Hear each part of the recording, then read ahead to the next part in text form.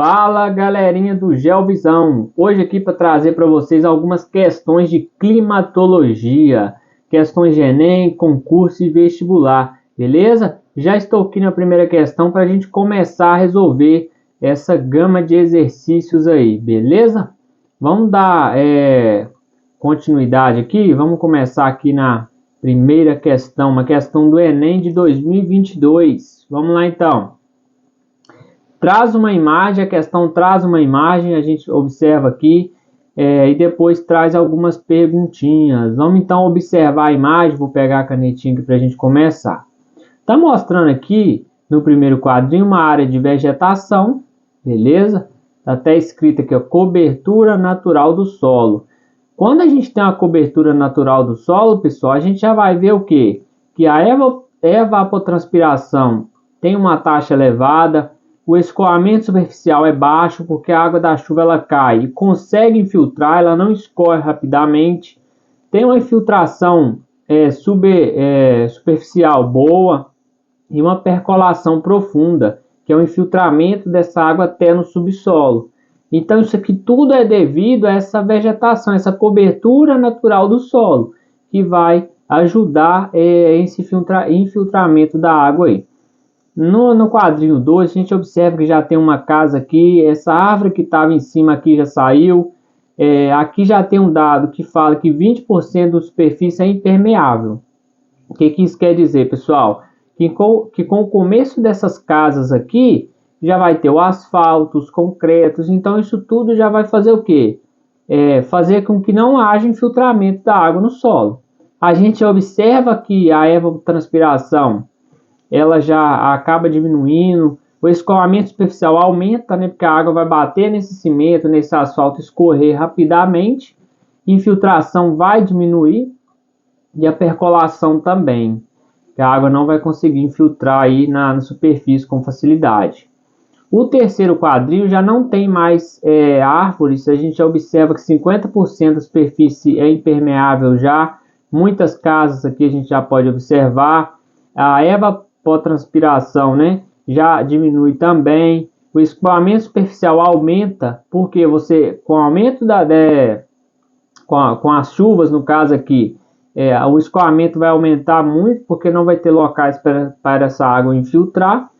A infiltração subsuperficial, ela diminui também junto com a percolação, porque a água não consegue infiltrar com facilidade. No quarto quadrinho, a gente observa que 100% do solo é impermeável. Muitos prédios, muitas casas, né? Então a gente observa que só 10% dessa água consegue infiltrar no subsolo. É uma taxa muito baixa. Observa já que o escoamento é de 55%, já é muito elevado. A maioria da água da chuva que cai, ela escorre, né? Pode ocorrer aqui também a questão das enchentes, porque com o escoamento rápido da água, pode haver o aumento do nível do rio perto dessa cidade e ocorrer as enchentes aí. Percolação nem se fala, a água não consegue infiltrar nas profundidades do subsolo. Beleza? Vamos ver o que está perguntando aqui.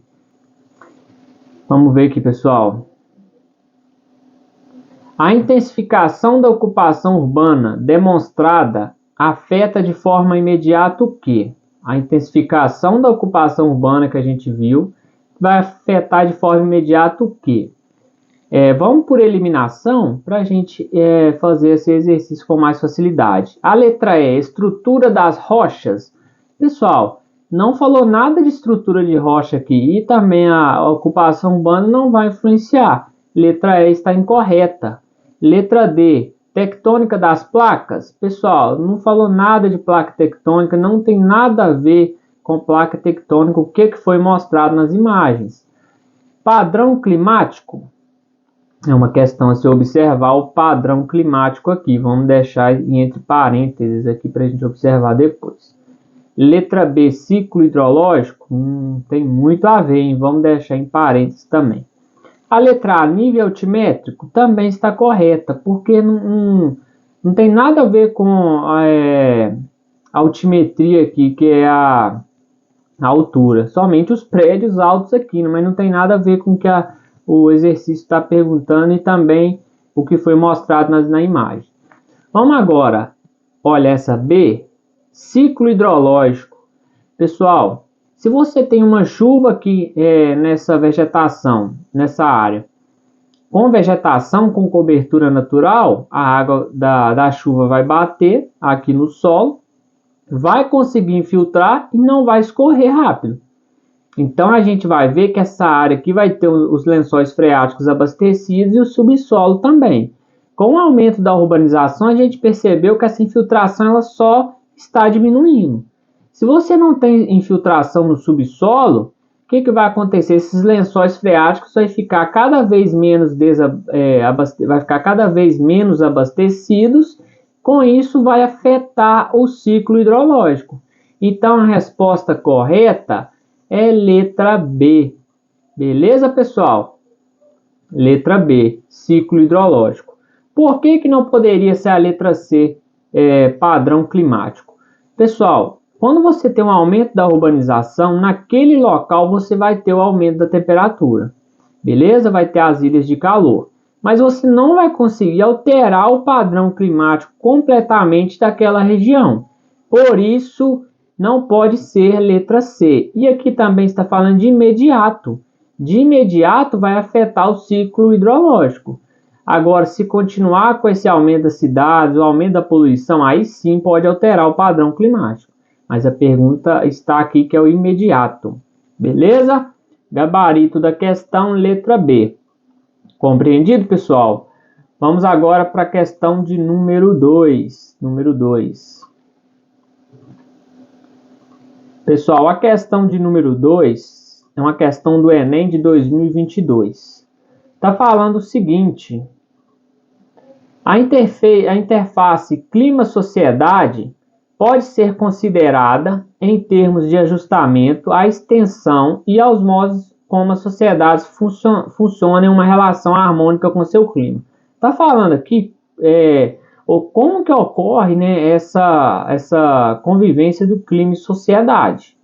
Está mostrando aqui essa convivência do clima e sociedade. O homem e suas sociedades são vulneráveis às variações climáticas, correto? O homem é vulnerável a essas condições climáticas, essas variações climáticas, como a seca, uma enchente, né? A gente vai ver aí. A vulnerabilidade é a medida pela qual a sociedade é suscetível de sofrer por causas climáticas. Está falando aqui que a vulnerabilidade a sociedade é suscetível a sofrer essas causas climáticas. Então, a sociedade está vulnerável às causas climáticas. Beleza? Vamos para a pergunta, então. Considerando o tipo de relação entre ser humano e condição climática apresentado no texto, uma sociedade torna-se mais vulnerável quando? Está perguntando aqui, pessoal, essa relação entre ser humano e condição climática que foi apresentada no texto mostra essa convivência do clima e sociedade. Aí está perguntando, uma sociedade torna-se mais vulnerável quando? Quando essa sociedade vai tornar ainda mais vulnerável pelas questões climáticas? Vamos por eliminação? A letra E, quando introduz tecnologias à produção agrícola. Pessoal, quando você introduz tecnologia à produção agrícola, você vai ter o aumento do desenvolvimento sustentável. Então, não pode ser a letra E. Por quê? Com o aumento dessas tecnologias no campo, você vai ter o quê? A diminuição do uso dos agrotóxicos, a diminuição do uso da água na irrigação, né? Então, não pode ser a letra E. Letra E não pode ser. Letra D. Diversifica a matriz de geração energética. Quando um local diversifica a matriz de geração energética, ela vai estar mais vulnerável às condições climáticas. Pessoal, vamos supor aqui que existe um país X que usa somente a fonte de energia de combustível derivados dos combustíveis fósseis. Se você tem um país que consome essas energias derivadas de combustíveis fósseis, você vai ter o quê? Um país altamente poluído. Então, aqui está falando assim, quando você diversifica essa matriz, você vai melhorar o seu desenvolvimento sustentável. porque você não vai estar utilizando somente um tipo de energia, né? Então você vai estar diversificando, principalmente as energias renováveis, você vai estar contribuindo para o planeta. Então não pode ser a letra D também. Letra C. Quando possui um sistema de transporte articulado. Pessoal, quando você tem um país que tem um transporte articulado, tem vários tipos de transportes, principalmente esses transportes que vão ajudar no desenvolvimento sustentável, você não vai estar suscetível às condições climáticas. Pelo contrário, você vai estar melhorando o seu desenvolvimento sustentável. Beleza? Vamos supor um país que só utiliza os automóveis que utilizam gasolina, que é derivado de combustíveis fósseis. Então você vai ter um local muito poluído. Se você articula esse local para ter o transporte coletivo, transporte, as ciclovias de bicicleta, você vai estar melhorando. Então a letra C também está incorreta, porque aqui vai melhorar o seu desenvolvimento sustentável. A letra B. Quando apresenta estoques elevados de alimentos. Quando você apresenta estoques elevados de alimentos, pessoal, você não vai estar contribuindo para o desenvolvimento sustentável, mas você também não vai estar alterando uma condição climática, não vai ficar mais suscetível às condições climáticas, não. Então, a letra B também não pode ser. Sobrou a letra A. Quando concentra suas atividades no setor primário, correta a resposta. Por que correta a resposta? Pessoal, quando você concentra suas atividades no setor primário, que é a agricultura, né, agropecuária, o extrativismo, você sim vai estar contribuindo para essa suscetibilidade às condições climáticas. Por quê, professor? Porque o setor primário vai ser agricultura, pecuária e o extrativismo. Quando você tem um aumento da fronteira agrícola, que é o aumento da pecuária, né, aumento das inovações agrícolas aí, dos plantios, você sim vai estar alterando essa condição climática, porque você vai precisar desmatar, você vai precisar invadir uma área que não era habitada. Então isso tudo vai influenciar, porque quando você tem uma área desmatada, a temperatura daquele local vai ser maior, você vai afetar o ciclo hidrológico. Então isso tudo vai ficar mais suscetível às condições climáticas. Por isso o nosso gabarito é letra A. Beleza, pessoal? Vamos agora para o exercício número 3. Exercício do Enem de 2017.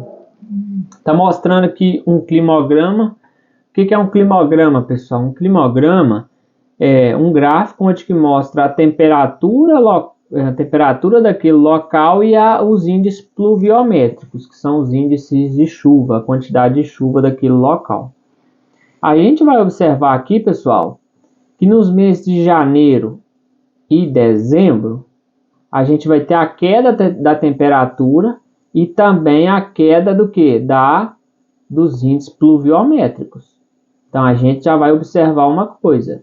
Nesse mês de janeiro e dezembro, no nosso hemisfério, no Brasil, no hemisfério sul, é verão. Então, nessa época, você vai o quê? Aumentar a temperatura. Aqui está temperatura abaixo de zero. Então, não é no hemisfério sul. Aqui você já descarta. Não é nenhum país do hemisfério sul. Beleza? Outra questão também é que nos meses de junho, julho e agosto, a temperatura ela sobe e também sobe os índices pluviométricos. E nessa época do ano aqui, no hemisfério sul é inverno. Então você não tem um aumento da temperatura. Então, outro índice que não é nenhum país do hemisfério sul. Beleza? Aqui está falando também o seguinte, está mostrando aqui para a gente o seguinte, que nesses meses de junho, julho e agosto, o índice pluviométrico vai ficar bem alto, né? Que a gente pode perceber que no hemisfério norte, essa época, a gente tem um aumento aí da temperatura e também dos índices pluviométricos. Então, provavelmente é uma cidade do hemisfério norte, beleza? Aqui a figura 2 está mostrando as cidades, né? Então, vamos ver o que a questão está nos pedindo. Vamos lá. As temperaturas médias mensais e as taxas de pluviosidade expressas no climograma apresentam o clima típico da seguinte cidade. Cidade do Cabo, África do Sul, aqui você já elimina, porque Cidade do Cabo está no hemisfério sul. Não é um país do hemisfério sul, como a gente já observou lá. Marcado pela reduzida amplitude térmica anual? Também não é. Beleza? Amplitude térmica anual não é. Letra B. Sydney, Austrália, caracterizado por precipitações abundantes no decorrer do ano. Pessoal, lá está mostrando que há alguns meses a precipitação acaba diminuindo.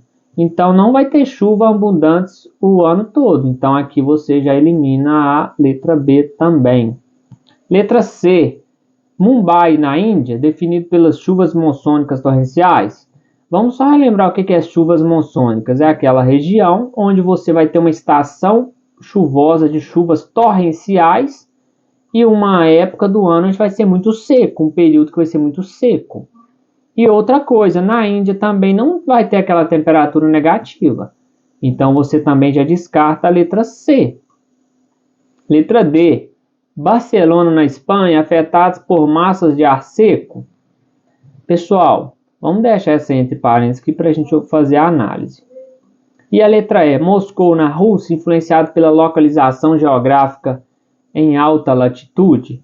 Vamos lá então para o mapinha lá para a gente observar a questão de Barcelona e Moscou. Vamos observar aqui Barcelona. Pessoal, Barcelona tá aqui, olha. Barcelona é uma área. O que vai acontecer nessa área de Barcelona? Você vai ter chuvas nessa época do ano. Vai ser verão nessa época do ano de junho, julho e agosto. Você vai ter o aumento da pluviosidade. Até aqui está certo. Só que você vai ter temperaturas negativas. Pessoal, quando você tem temperaturas negativas, quer dizer que é uma área aproximada do polo. E Moscou, na Rússia, é uma área que está muito mais aproximada do polo do que Barcelona. Por isso, essas temperaturas negativas. Então, a resposta correta é Moscou. Devido à sua latitude nem sua localização geográfica. Você vai ter uma temperatura abaixo de zero na época de janeiro e dezembro. E nos meses de junho e julho, a temperatura ela vai aumentar aí. Mas não vai passar dos 20 graus. Demonstrando mais ainda que é uma área aproximada do polo. Beleza, pessoal? Agora a gente já vai para a questão de número 4. Beleza? Só marcando aqui que a questão correta é a letra E. Moscou. Vamos então para a questão número 4 aqui. Vamos lá. O painel intergovernamental de mudanças climáticas, o IPCC, prevê que nas próximas décadas o planeta passará por mudanças climáticas e propõe estratégias de mitigação e adaptação a elas. Mitigação, pessoal, é a diminuição, né? As estratégias de mitigação são direcionadas à causa dessas mudanças, procurando reduzir a concentração de gases de efeito estufa na atmosfera. As estratégias de adaptação, por sua vez, são direcionadas aos efeitos dessas mudanças, procurando preparar os sistemas humanos às mudanças climáticas já em andamento. Vamos marcar aqui, mudanças climáticas que já estão em andamento, de modo a reduzir os seus efeitos negativos. Vamos ver o que está perguntando. Considerando as informações do texto, qual ação representa uma estratégia de adaptação? Vamos só voltar aqui, pessoal, que está falando o quê? As estratégias de mitigação são direcionadas a causas dessas mudanças, procurando reduzir a concentração de gases de efeito estufa na atmosfera. Então, está falando de efeito estufa.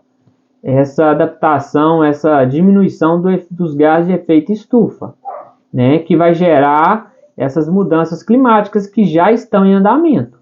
A gente observou aqui duas coisas aqui. Então, considerando as informações do texto, qual ação representa uma estratégia de adaptação? Qual dessas ações aqui vai ser uma estratégia para diminuição dos gases de efeito estufa para esse efeito que já está em andamento, esse efeito climático que já está em andamento? Construção de usinas eólicas? Não, pessoal. Por que não? Porque já é uma questão que já está em andamento. Só relembrando aqui, o que o efeito estufa vai causar? O efeito estufa vai causar o aquecimento do planeta, o derretimento das geleiras e o aumento do nível do mar. Então, não vai ser a construção de usinas eólicas que vai fazer o quê? Que vai conter, que vai ser uma adaptação a esse aumento do nível do mar causado pelo efeito estufa, né? Então, não é a letra A, porque a construção de usina eólica é uma alternativa ao aquecimento global, a essas mudanças climáticas. Então, não é. Letra B, tratamento de resíduos sólidos, a mesma coisa. Essa letra B, que é uma alternativa, não vai ser uma adaptação, uma estratégia para esse aumento dos efeitos estufa aí, o aumento dos gases. Letra C, aumento da eficiência dos veículos, não tem nada a ver com o que a gente está falando, é porque se você tem um aumento dos veículos, dessa eficiência dos veículos, você vai ter mais poluição. Se você tem mais poluição, você vai estar ainda mais prejudicando o efeito estufa. A letra D, adoção de agricultura sustentável de baixo carbono. Pessoal, se você tem o derretimento da geleira e o aumento do nível do mar, o que a agricultura sustentável vai impedir? Vai ser uma estratégia? Não vai ser uma alternativa a mudanças climáticas. É um desenvolvimento sustentável muito bacana, até para a gente falar aqui, mas não é o que a questão está pedindo. Letra E, criação de diques de contenção em regiões costeiras. Correto, pessoal. Porque se você tem um aumento do nível do mar, você vai precisar criar esses diques para conter essa água do mar. Esse aumento, essa elevação da água do mar. Então, na construção de diques, você vai conter essas águas nas regiões costeiras. Resposta correta, letra E. Beleza? Vamos para a questão de número 5. Questão de número 5. Vamos lá. Questão da FGV, Fundação Getúlio Vargas. É uma questão mais complicada e que a gente precisa de mais atenção ainda. Vamos ver aqui. Leia a notícia a seguir para responder a questão. O clima de hoje, os dramas de amanhã. O rio Araguaia, um dos maiores do país, já perdeu mais de 100 de suas ilhas, com assoreamento documentado por cientistas. O canal principal de navegação reduziu-se, sendo que a drenagem de água para fins de agricultura contribui para o agravamento da crise hídrica. Goiânia e Aparecida de Goiânia sofrem sem água em partes das cidades, porque fazendas desviaram o curso de um rio. A ilha do Bananal só existe agora como ilha durante parte do ano, porque o rio Javaés, borda ocidental dessa ilha, só tem água durante 2 meses do ano. Em vários municípios, a crise de captação é forte. Só na Serra das Areias, 15 nascentes e 9 cachoeiras secaram, né? Então aqui a gente vai ver o que? Esses 2 primeiros parágrafos, relatando essa questão das mudanças que a sociedade está fazendo no meio ambiente. Beleza?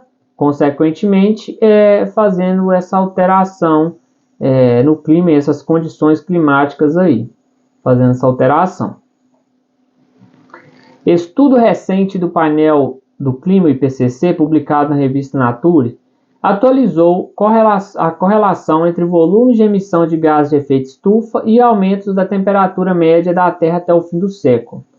A continuarem como hoje as políticas, o aumento será de até 4,4 graus.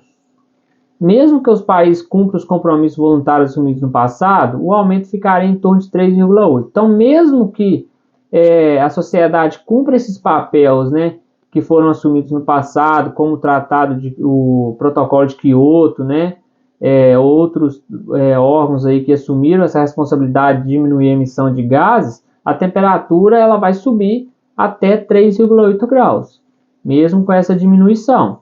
Beleza? Então vamos continuar aqui. Este ano, o El Niño contribuiu para o aumento da concentração de gases de efeito estufa para um nível recorde, ultrapassando pela primeira vez 400 partes por milhão. Mudanças climáticas estão provocando deslocamentos de nuvens para os polos, exposição de zonas tropical e subtropical do planeta, radiação solar e desertificação. O terceiro e o quarto parágrafo da notícia se referem a mudanças climáticas no planeta, pessoal. Então aqui está falando das mudanças climáticas que estão acontecendo no planeta aí. Vamos ver o que a questão agora está pedindo para a gente resolver. Vamos lá. Em relação ao aquecimento global, ao efeito estufa e ao fenômeno El Niño, é correto afirmar que está falando de quê? Do aquecimento global, efeito estufa e El Niño. São processos, letra A, são processos independentes e não relacionados? Aqui a gente já olha que está errado, porque são processos sim, não são processos independentes, porque tem certa ligação, e são relacionados, tem essa relação, essa correlação entre eles. Então a letra A está errada, né? Letra A aqui errada. Letra B, o aquecimento global é uma consequência do efeito estufa? Olha aqui, hein? O aquecimento global é uma consequência do efeito estufa, até aqui correto.